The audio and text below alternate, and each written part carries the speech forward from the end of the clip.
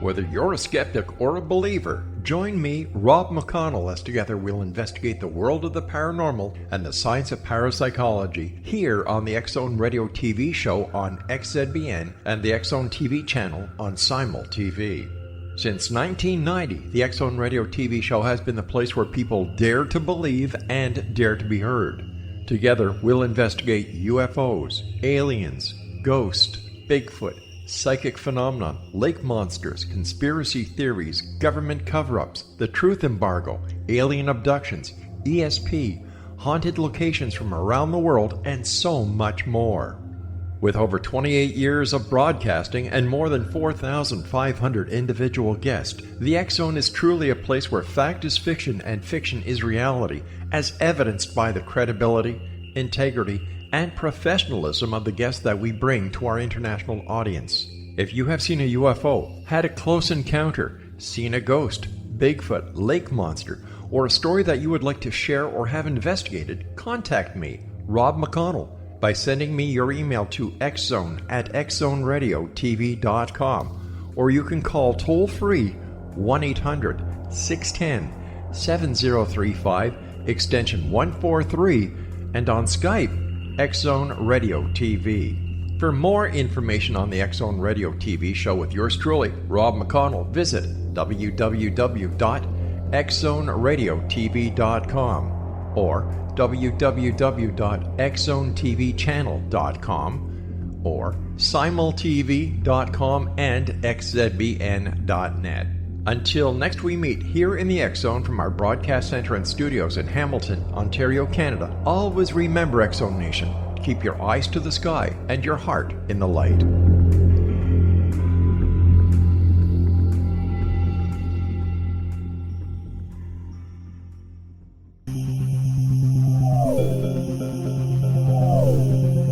This is A Different Perspective with Kevin Randall. Kevin is a retired United States Army Lieutenant Colonel who has studied UFOs for more than 50 years. His military training has provided him with a unique insight into military operations and UFO research. Kevin has investigated many of the most mysterious cases and has been consulted for dozens of documentaries and been interviewed on hundreds of radio and television programs about UFOs. Considered to be one of the leading experts on the Roswell UFO crash, Kevin has written more than 25 books about UFOs, including Roswell in the 21st Century and Encounter in the Desert, a re-examination of the Socorro UFO landing. Now here's the host of A Different Perspective, Kevin Randall.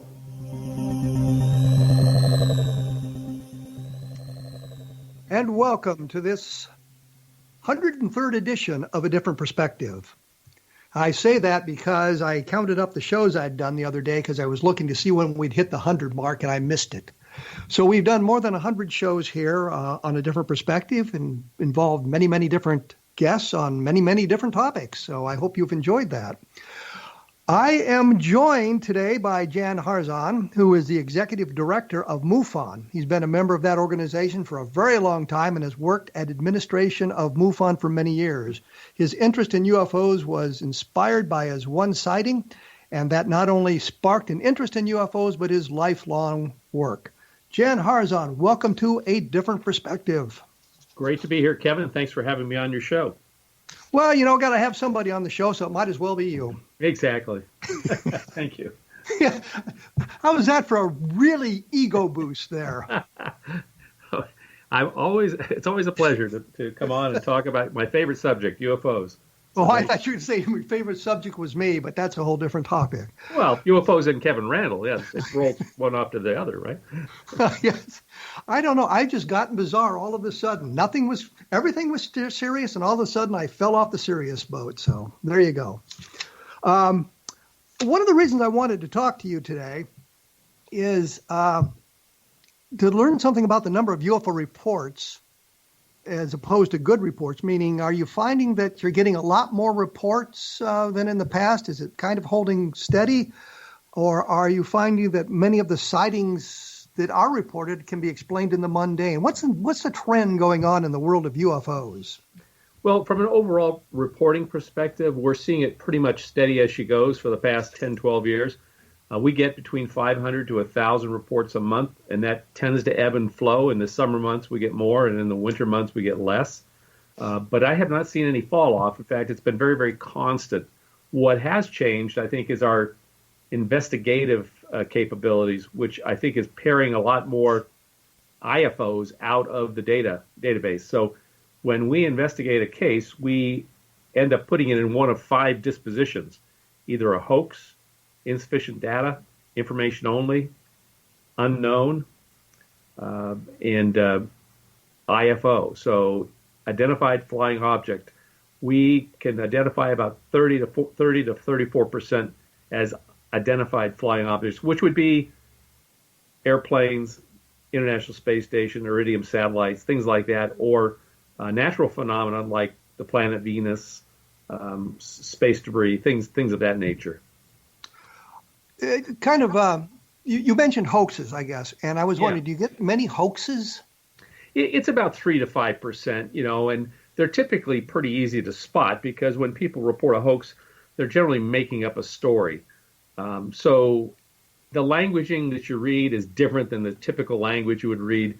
If I showed you a hoax case versus a non-hoax case, you can kind of tell that someone's making this up.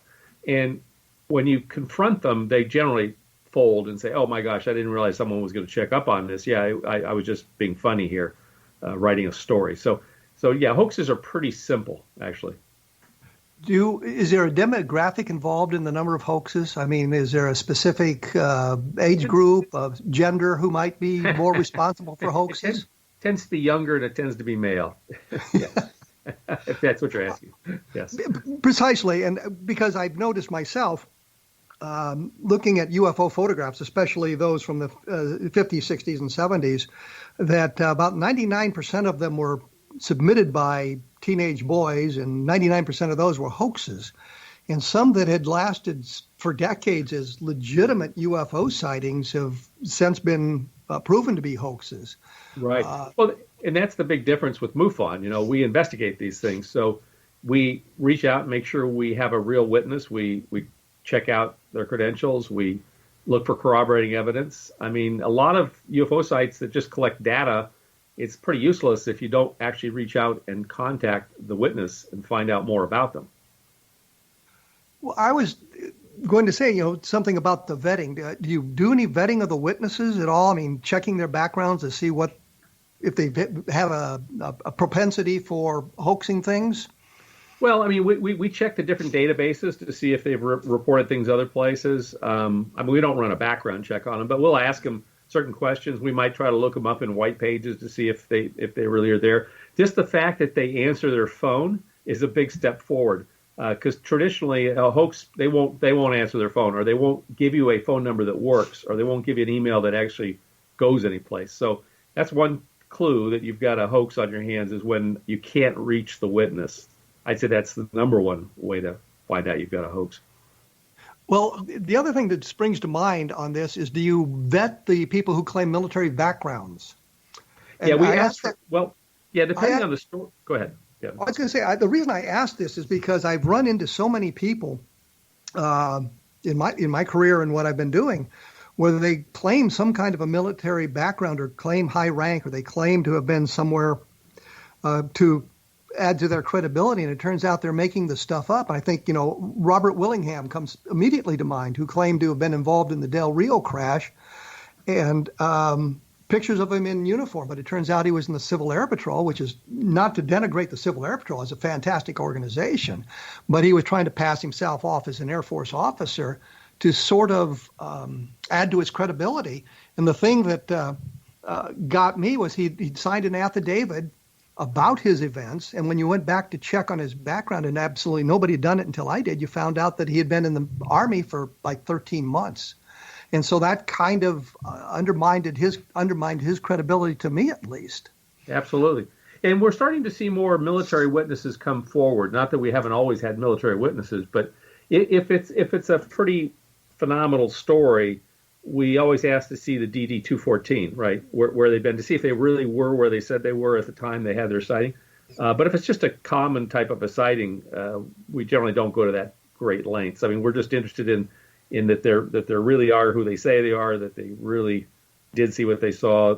Usually there's other witnesses you could talk to, a wife, a spouse, a son. So we haven't had a lot of trouble with that. But yes, for military witnesses, we do have many times go to the second step, which is to ask for the DD-214. But oftentimes, and I've noticed this in my work, that they fake their DD Form 214s, and you really need to get an independent copy from St. Louis. And that's what happened with Willingham. The documents were there, pictures of him in the uniform, but you had to go a little bit beyond that to learn the truth about him. I mean, the one picture I don't think anybody ever noticed, when you looked at it carefully, you could see the CAP on his collar as opposed to the U.S. and things like that. Absolutely. And Frank Kaufman gave us what would have been his separation documents in World War II. It wasn't the DD Form 214. And when we went to St. Louis to get him, we found out that he had altered them. So you have to be very, very careful. In fact, Willingham had altered any number of documents as well. And so you have to be very careful about that. Absolutely. Absolutely. Well, and the more incredible the story, the more careful you want to be, right? I mean, that's absolutely yes. Yeah. I would agree wholeheartedly. The interesting thing, Kevin, is we are seeing more military witnesses come forward because of the shows on TV, specifically Unidentified, where you've got the Navy pilots and the radar operators and other folks willing to go on camera.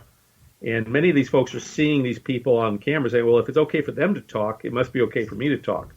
And they're starting to share their experiences when they were in the military or current experiences. So I find that very encouraging, actually. Well, the thing that strikes me there is Pappy Henderson, who was involved in the Roswell case, was in the supermarket and found the story of the Roswell crash in one of the tabloids there. And he said to his wife, well, if they're printing it in the newspaper, it's okay for me to talk about it. But since it had been classified, very highly classified, he was wrong on that point. Yes. The fact that it was in the newspaper didn't give him permission to talk. And I'm sure some of these other people are probably in the same boat, that they think they have permission to talk about it, but maybe do not. Yeah, which makes the story more interesting, I guess. Right. And we don't encourage people to, obviously we don't want anyone going to jail for violating a security oath, but people do want us to share this, particularly as they get older in years. Kevin, I find this is that as they get up in their 80s, they start to realize I don't have too many years in front of me, and so it's important for me to share what I know. The hard part is, depending on how far the story goes, is how do you corroborate it? We had a gentleman share with us the fact that he was on duty and was in a location as a special forces guy where he saw military guys materialize out of a wall and then two aliens come out of the wall behind them. Well, that's an interesting story, and yes, he is who he said he is, and yes, his DD-214 and things like this, but how do you corroborate that kind of a testimony? It's just very difficult. I mean, that's a very good question, and we'll answer it when we come back in just a few minutes. I've got to take a break here. This is, of course, a different perspective. If you want more information about what we're talking about today, I'm at www.kevinrandle.blogspot.com, and of course, you can check the MUFON site, which is probably MUFON.com or www.MUFON.com. Just type MUFON into your search engine, you'll be able to get there. And when we get back, I'm going to want to talk about more about this military stuff, and you mentioned the tic-tac and that sort of thing. So we'll chat that up as well when we come back, so stick around.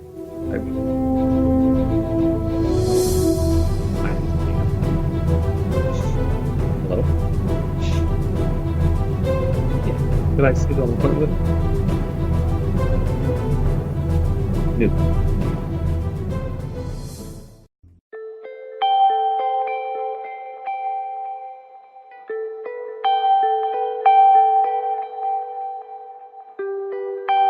It's hard to listen to the news without realizing we're living in volatile, unprecedented times.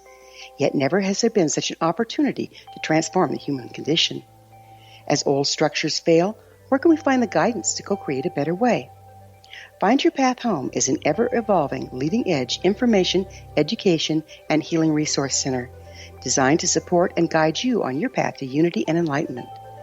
Based on sound principles employed by shamans worldwide, we provide techniques that can support you through the current transitions, offering online shamanic classes, international long-distance shamanic healing sessions, complimentary Mission Evolution radio episodes and Stairway to Heaven TV vignettes, seminars, retreats, and much more. All of this can be found on findyourpathhome.com.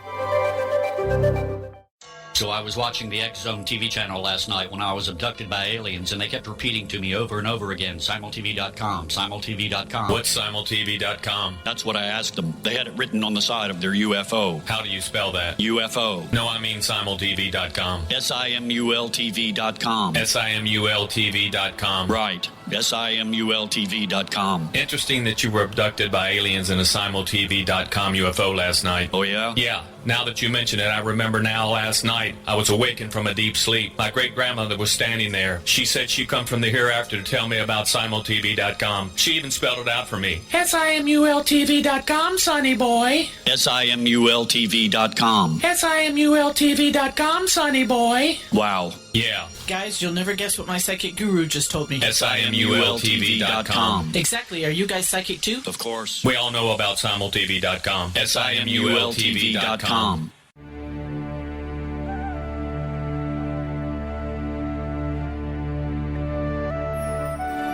Shamanic healing is the key to personal empowerment. Why? All 4 levels of our being, physical, emotional, mental, and spiritual, must be addressed for us to enjoy balanced, healthy, abundant lives. Yet there are few provisions for spiritual or energetic healing. Shamanism, found at the root of all cultures, is a very effective spiritual healing modality. To find quality shamanic healing you can trust, regardless of where you live, look no further than Find Your Path Home long-distance shamanic healing program. All Path Home long-distance healing practitioners have been trained and certified through Path Home Shamanic Art School. Change your life. Live abundantly. Schedule a long-distance shamanic healing session with Wilda Wieka or one of her quality practitioners today at findyourpathhome.com.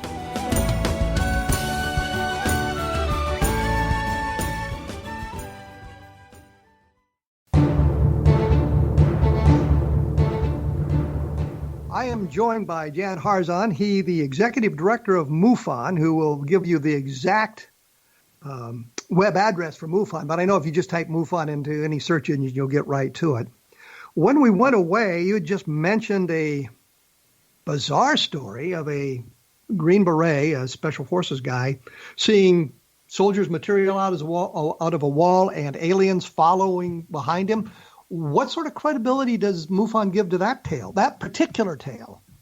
Well, at the present time, none, until we can get some corroborating evidence or something else to back it up. So it's just an interesting story at this point, that we're currently chasing down. And this is something that just came to us in the last couple of weeks, so it's still under investigation. But these are the kind of things that you get from people, right? I mean, this is the far extreme.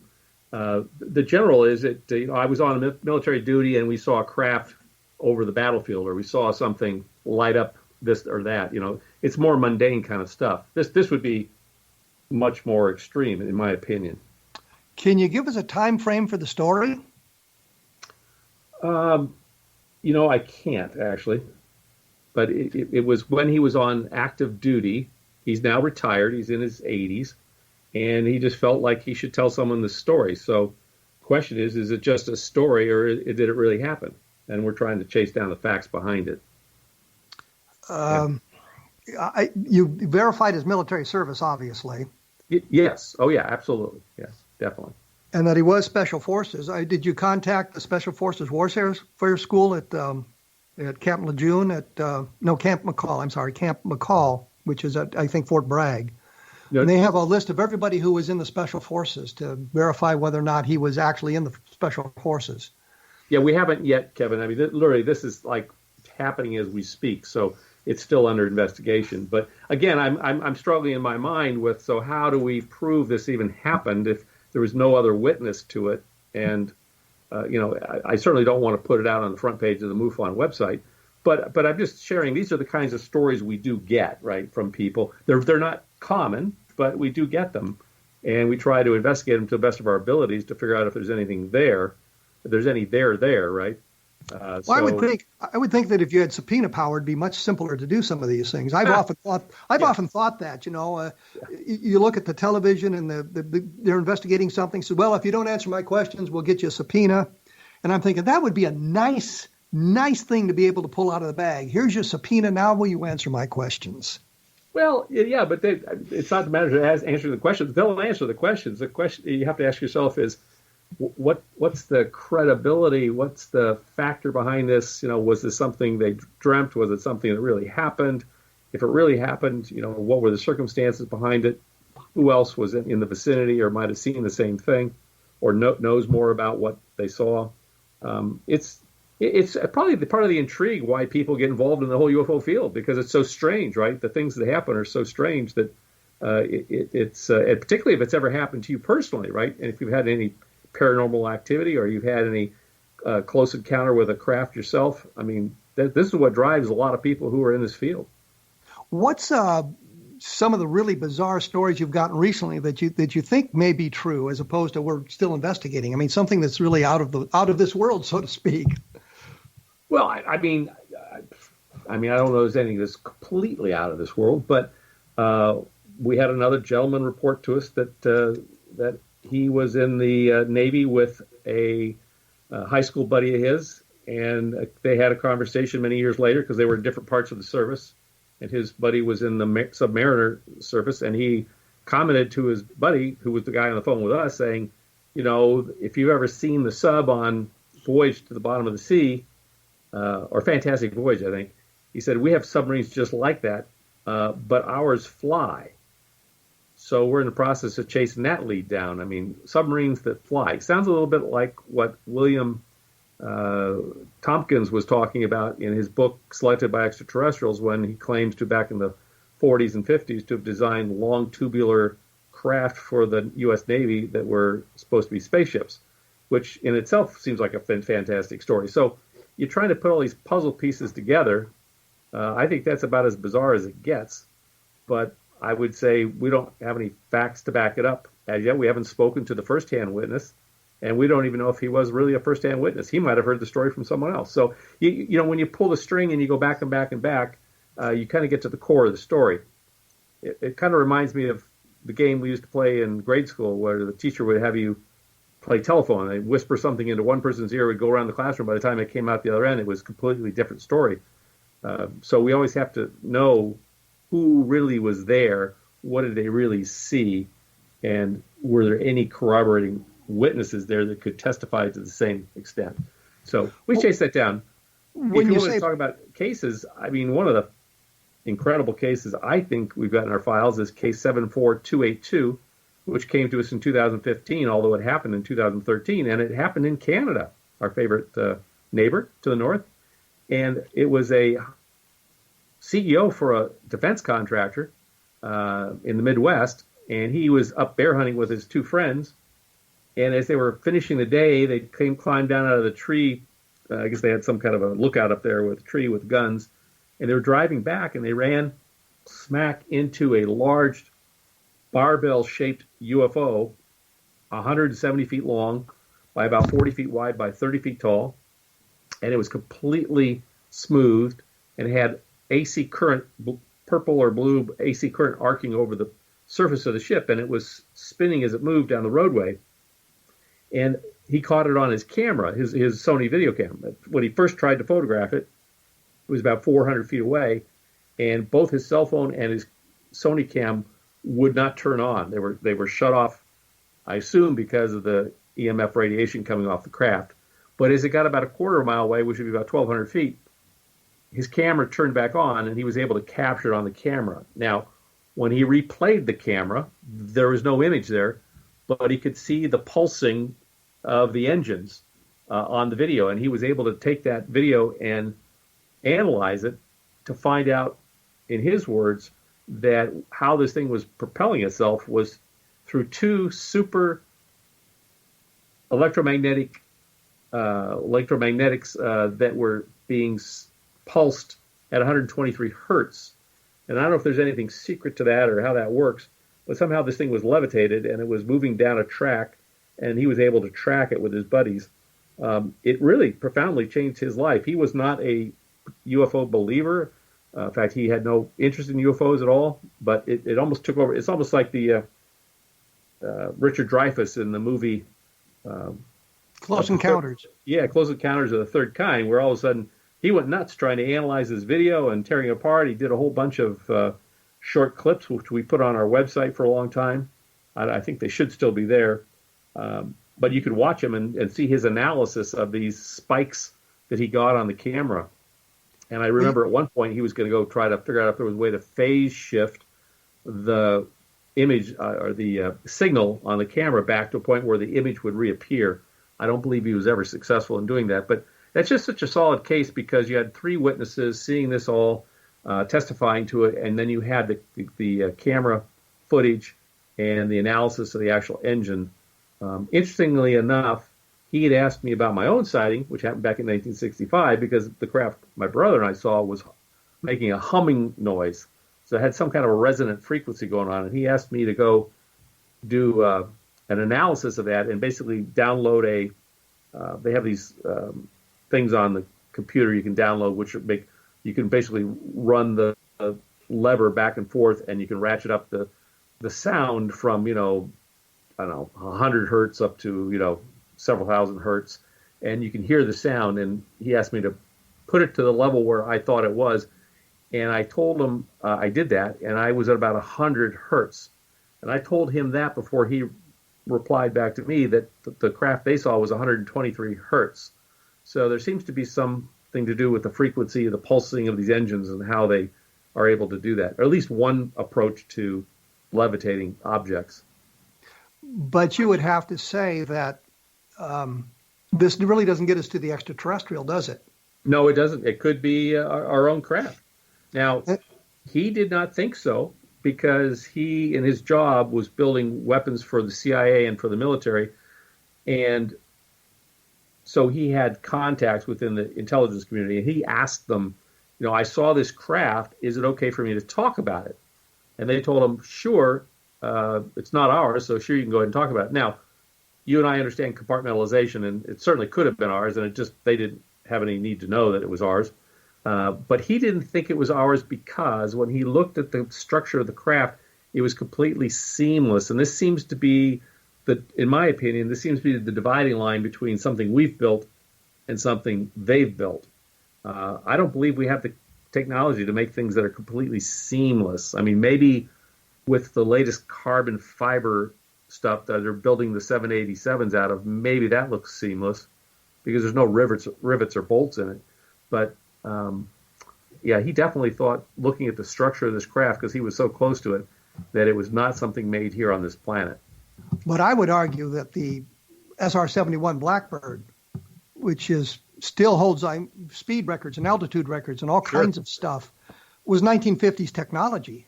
Right. And we, meaning the general public, didn't know about the existence of this thing at the time. And having seen it and the silhouette of it would certainly suggest something that might be alien. And we could make the same argument. Well, I don't think it was ours because we don't have anything like that around there. And yet here was something that we did in fact have, and that's basically 1950s technology. Well, yeah, and so it's really materials technology. Do we have the ability to take materials and reform it in a different set so you can combine things and not have to attach them and put rivets in it? I find it fascinating that the Lockheed Skunk Works last product was. I'm going to break in here. We're going to have to take a break. We will be back right after this with Jan Harzan, Executive Director of MUFON, and take a look at www.kevinrandle.blogspot.com. We will be back right after this with Jan Harzan.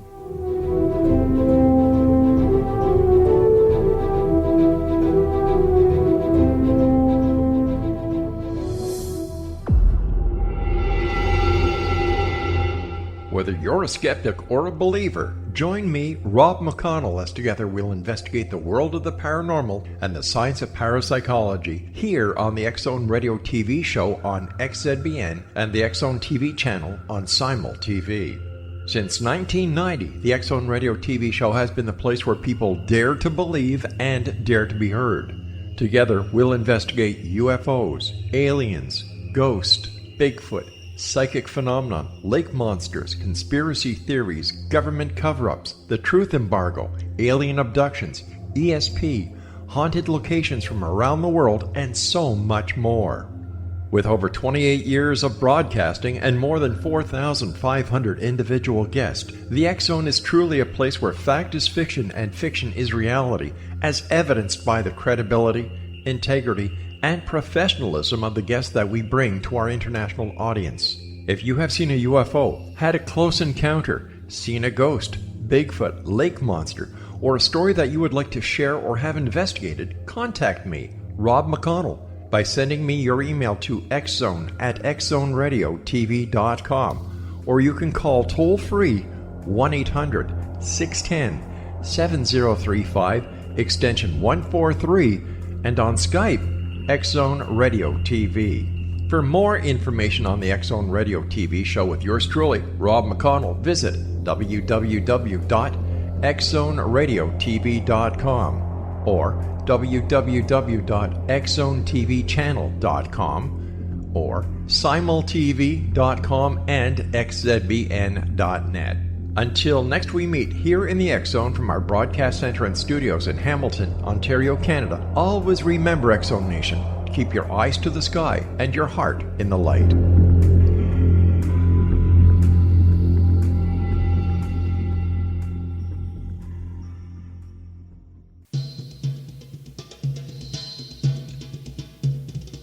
I'm chatting with Jan Harzan, him of MUFON, and I keep promising to give the official website address. Jan, why don't you plug it in right? It's MUFON.com. Simple. Okay. MUFON.com.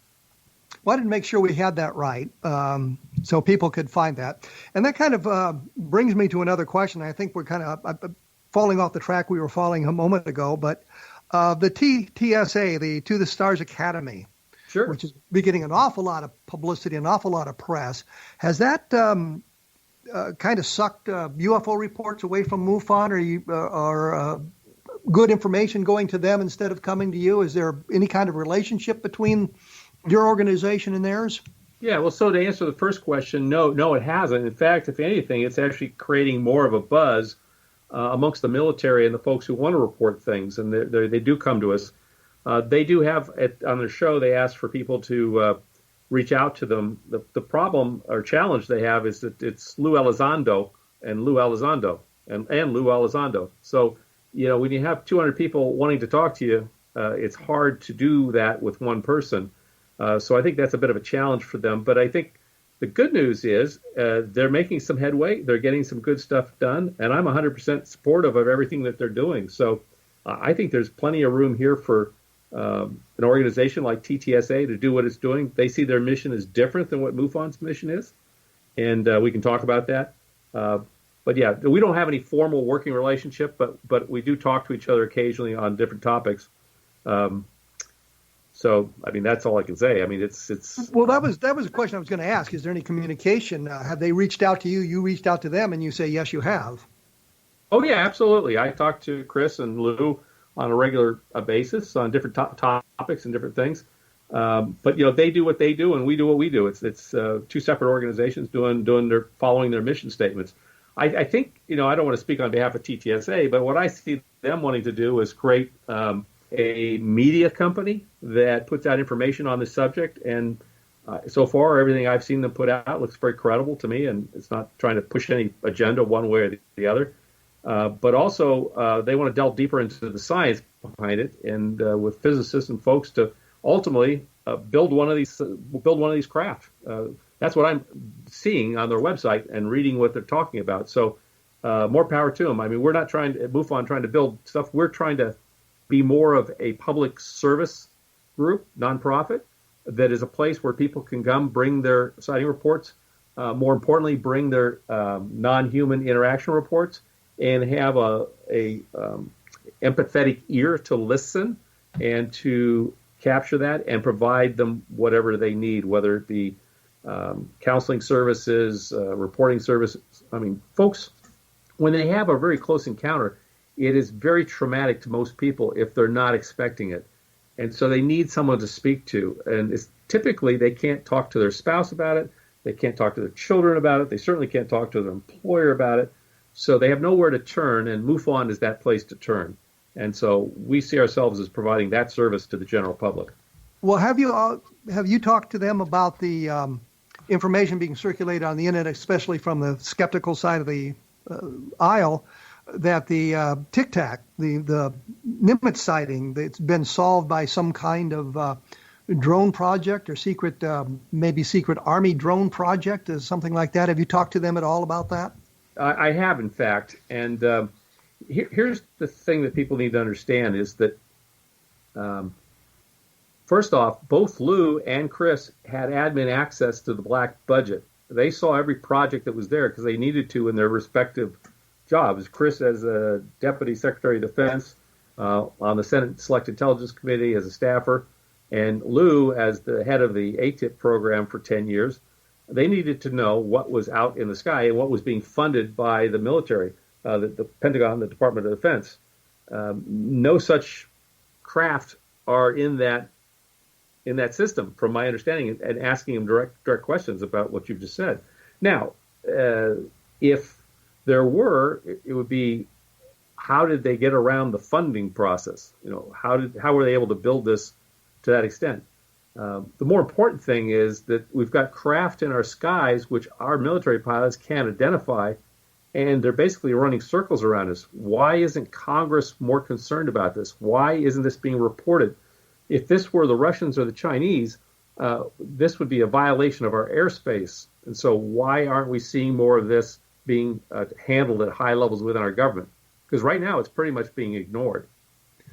Well, can you say it's being ignored, or could it be that these sort of events are so highly classified that only very few people at the very top are aware of them, and that doesn't drain into or leak into the public arena?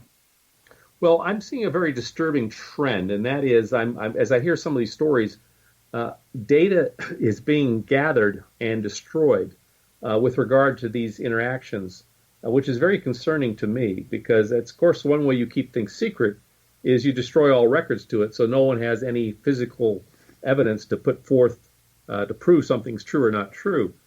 So, I guess it's possible, Kevin, but I honestly think that that's not what's happening. For whatever reason, the powers that be, when I say that, I'm talking about people at the military, commanders of these ships and different bases, are going out of their way to basically destroy the evidence, and so that it's not available there. I mean, the fact that Rendlesham Forest happened and we have records, there's only because a couple of the soldiers and officers were able to document this and get it in the official U.S. Air Force records and then call for it because they knew where it was. Otherwise, we wouldn't know about that.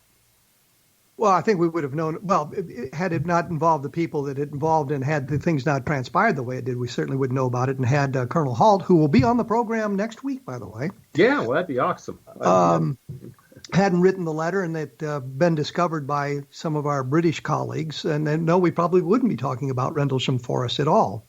But we know that these craft are seen around military installations, nuclear power plants, and places where anti-gravity research is being done. So just take the first one, military bases. There's a ton of activity around our military bases. So how many more Rendlesham Forests have there been that we are not even aware of? I mean, that because they were able to suppress the records or keep the people quiet about talking about it. Of course, the other one I love is the 1967 sighting up at Montana. Belt, Montana. Yep. Malmstrom Air Force Base. Exactly. And we've got Robert Salas, who just lives a few miles from MUFON headquarters here, who was in the, I don't know what they call it, but the command center. Silo. Yes, 60 feet underground of steel and concrete, and watched it as this craft shut off all the missiles. He says, we don't even know how to do that, let alone how a craft could have done that. Well, when I talked to Robert Salas, he wasn't sure they shut off all the missiles. They may only shut off most of them, which is still a big deal.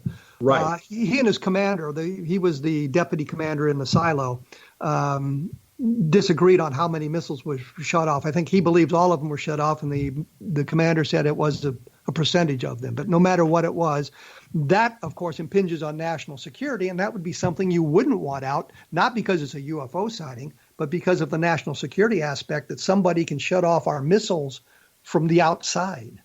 Correct.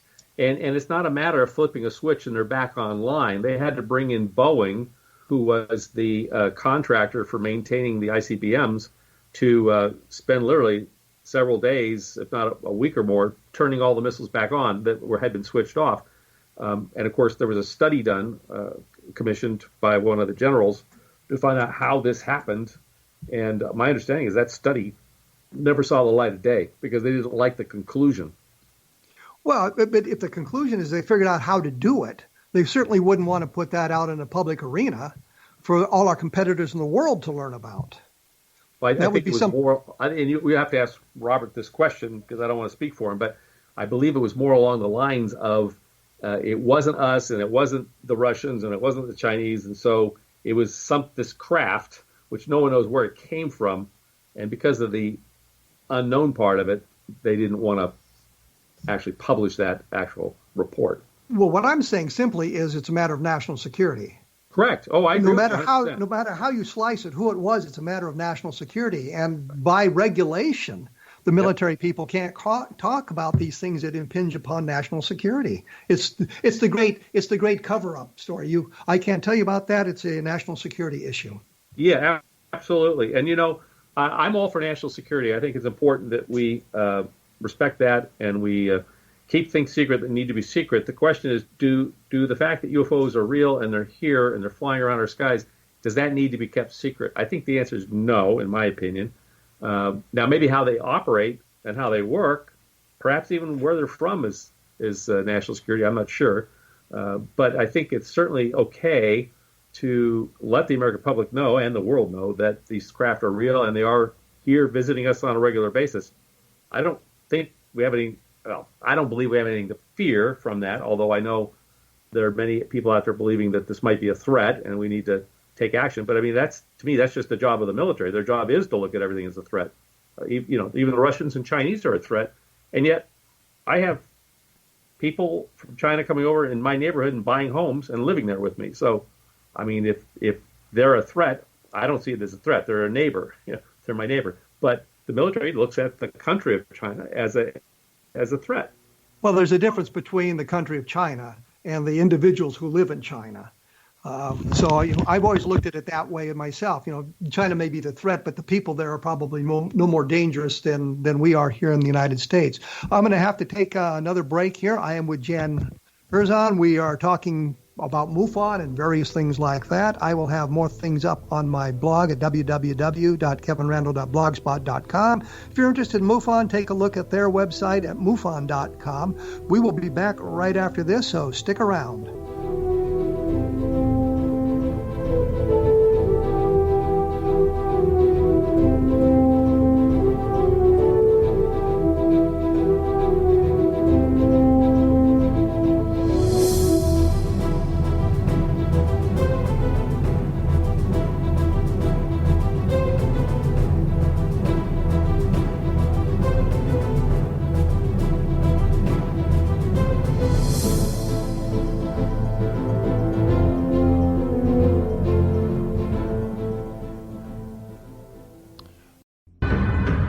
If you are looking for a safe, zero-calorie natural option to the harmful artificial sweeteners on the market today, Just Like Sugar is what you're looking for. Just Like Sugar is a wonderful natural alternative for those health-conscious people who choose a calorie-restricted diet with a great, pure, sweet flavor that tastes just like sugar. Just Like Sugar is a great natural option for people suffering from diabetes and may be useful in restricted diet programs where standard sugars are not allowed and does not cause a laxative effect of some other sweeteners. Just Like Sugar comprises a perfect blend of chicory root fiber, natural calcium, natural vitamin C, and Just Like Sugar's sweetness comes from the natural flavors from the peel of the orange.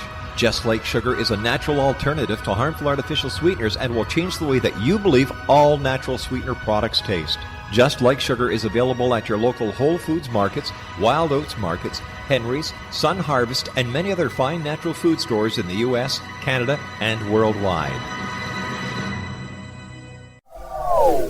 They are here, and they've been here for thousands of years, making their presence known in the shadows. They might be seen by a lonely motorist on a deserted road late at night, or by a frightened and confused husband in the bedroom he is sharing with his wife. But who are they? What do they want? Why are they here? Perhaps most concerning, has the government been aware of their presence all along? The new book by Eli Marzulli, UFO Disclosure, The 70-Year Cover-Up Exposed, delves into the world of UFOs. Can full disclosure be soon? Order now to receive a free hour and 37-minute DVD on the UFO phenomenon. UFOs are real. Get both the book and the DVD, a $40 value, for only $19.99. To order your book and DVD today, go to lamarzulli.net. That's LAMARZULLI.net.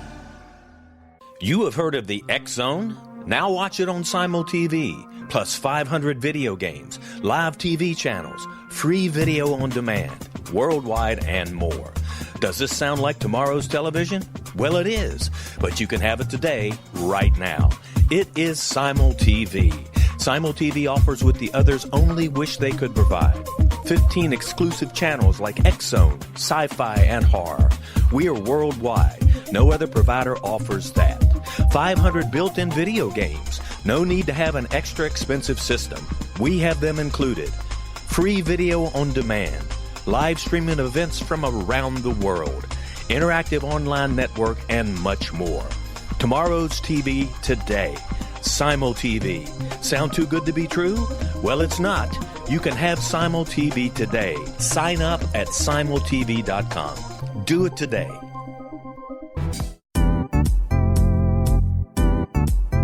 Memorable dynamic presentations are a not-so-secret weapon in the business world. Do you have a powerful message that must be shared, but you haven't found a way to deliver that message? Do you want to be known as a top public speaker who gets amazing results? Are you ready to create and deliver your powerful message? Thomas Hides can help you create and deliver your speech to get the results you desire. Visit iconquality.com. Did you expect your business to flourish, but instead it plateaued or didn't get off the ground yet? Would you like to achieve massive goals and discover new sources of income within your business? When you're ready to experience that type of success with fast results, Cindy Hendricks is the business coach for you. Her work with entrepreneurs and business owners has been life-changing. To get you and your business where you want to be, go to imaginemoresuccess.com. Has the fear of public speaking stalled your business or personal life? What would you give to develop and maintain supreme confidence? Have an invaluable private program to always perform at your best. Imagine how you would feel. You can have all that and so much more today with Thomas Hides' life-changing course called Number One Fear Unleashed. Visit numberonefear.com and be liberated from your fear of public speaking.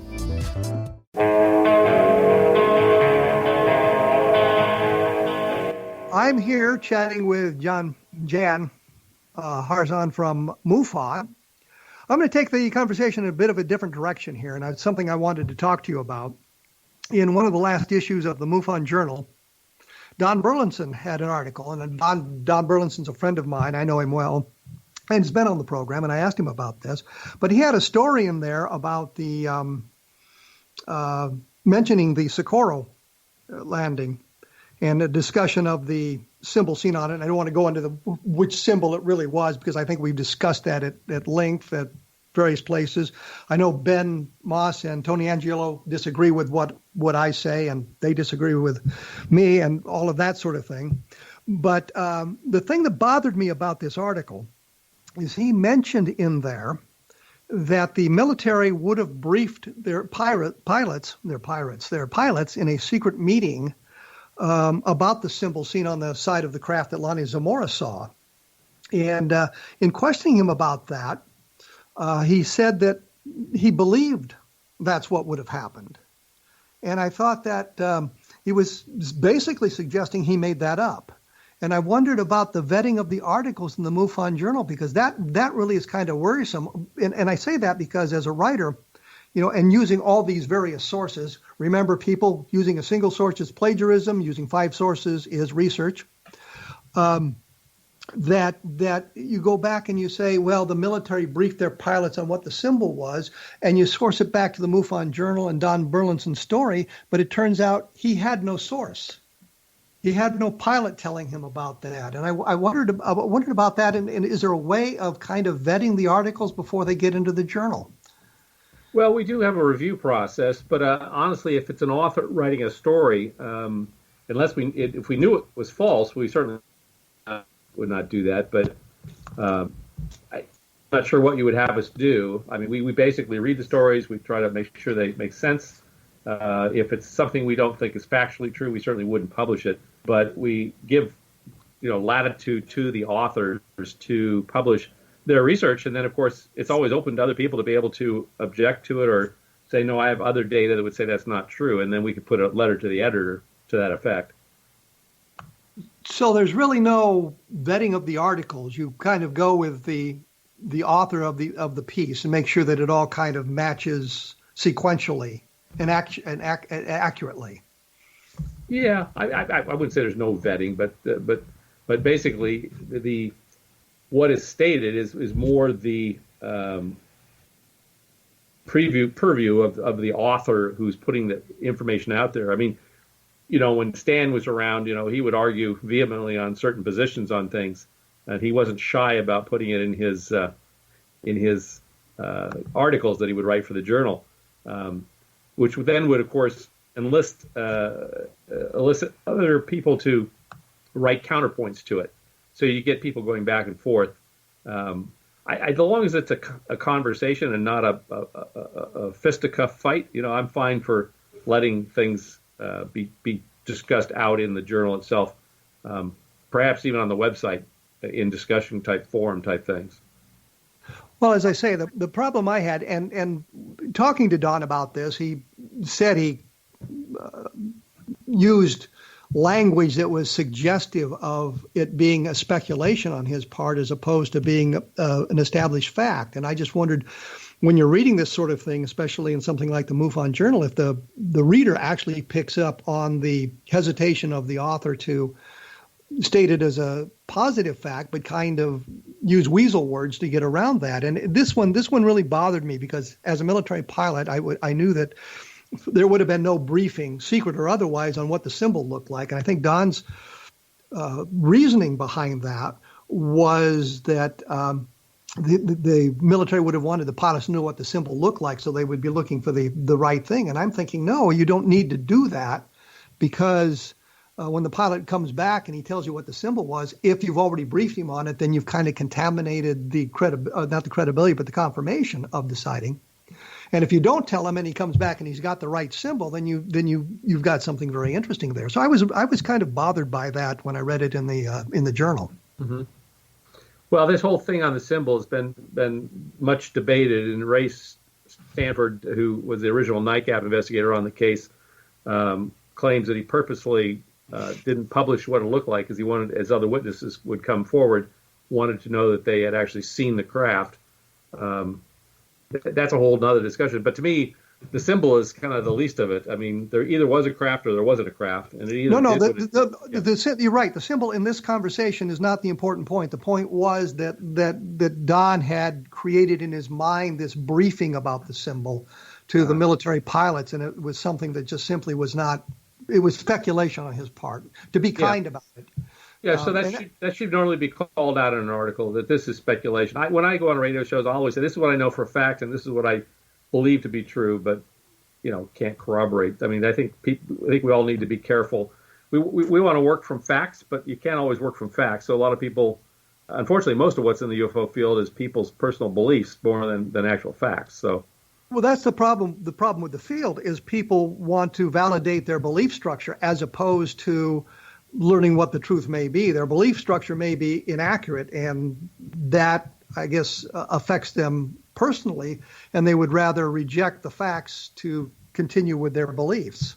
Yeah. It's not just the UFO field, though. This happens in every other avenue of life as well. I mean, so that's what we try to do. We try to get down to the facts.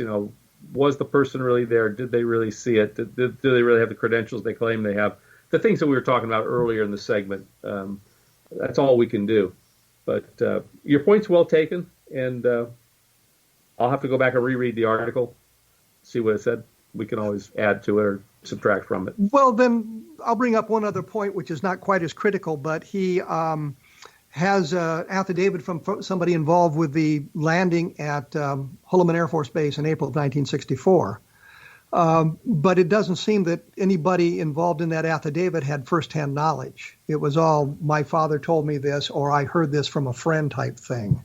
Right. So that information, while interesting, wasn't really overly useful.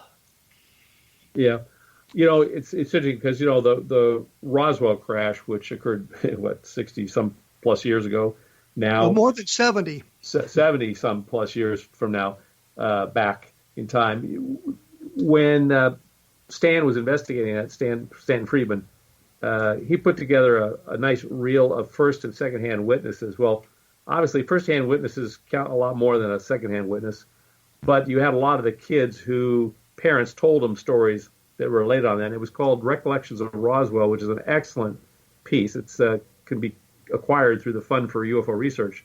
But when I watched that and I listened to these first-hand witnesses talk about that crash and saw the terror in their eyes and what they went through, it was a real shake-up for me. I mean, we always want first-hand witnesses whenever possible. I would agree. And first-hand witnesses whose stories can be corroborated. So you say, well, I was in Roswell and this is what I saw. Right. And you go back to all the records and you find out, guy, you weren't in Roswell at the time. What's going on here? And I think of a guy named Throwbridge. In his obituary, it said he may have been the last living guy to have handled the Roswell debris. And you go back and you look at it, and he was in Roswell at the time, but his story, as he told it, made absolutely no sense. And that's what bothers me. And that's why I do chasing footnotes, see if I can get to the original source of the story and find out what it actually is, as opposed to what has been printed and said about it down the road. Absolutely, absolutely. One of the things we're starting within MUFON here is called The Greatest Questions.